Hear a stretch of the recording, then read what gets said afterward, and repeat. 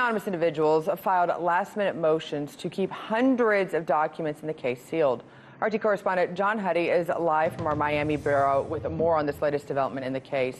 John, I know this is not a case that we obviously need to bring it to light, but this is not a good subject we're talking about. We're talking about something very disgusting, very dirty that happened in America, and we're trying to bring light to exactly what went on. So what do we know about the two individuals, and why do they want to make sure that these case files continue to remain sealed? Yeah, it's a good question, Scotty. We don't know their names, only that they're anonymous individuals referred to as J. Doe, as in Jane Doe, and John Doe. The person referred to as Jane Doe wants the Epstein case files to remain sealed for fear that if they're made public, they'll be embarrassing to her as a victim in the case, that according to her attorney.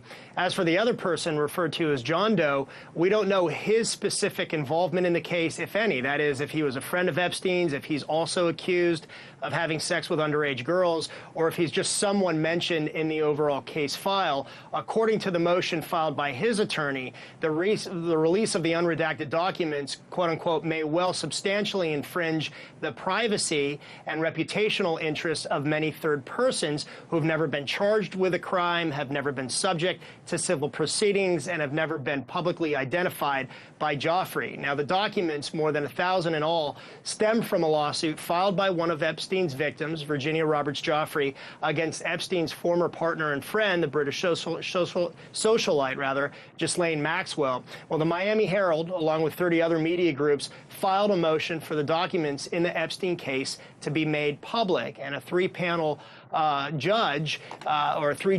for the U.S. Court of Appeals Second Circuit gave the parties until March 19th to provide good cause why they shouldn't be unsealed. Well, the two anonymous individuals, Jane and John Doe, filed their motions on Tuesday, Scotty. So that's where we're at with that. Well, listen, hearing you explain it, John, I can understand, I can respect Jane's decision, not as much John's, but I understand that she wants to have her rights and she wants to be able to not be re-victimized. So I get that one.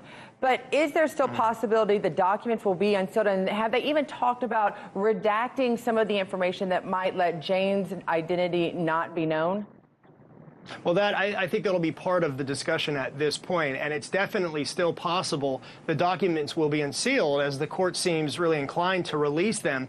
But I think it depends on the validity of the arguments being made by those individuals involved in the filing of those last-minute motions on Tuesday, if they have sound and reasonable arguments that persuade the court not to release the case files altogether. Or perhaps it could be that, certain documents are released with some information redacted. We'll see. But if that happens, if the case files are not released, I think it's safe to assume there will be pushback from the organizations involved with the initial motion to unseal them, including the Miami Herald, New York Times, and Washington Post, among others, citing the public interest in the case and the legal and political issues that continues to surround it. In particular, the controversy regarding Epstein's sentence of 13 months in Palm Beach County Jail, a non-prosecution deal that was reached between his team of attorneys and former U.S. Attorney in Florida, Alex Acosta, now President Trump's labor secretary. And that contentious deal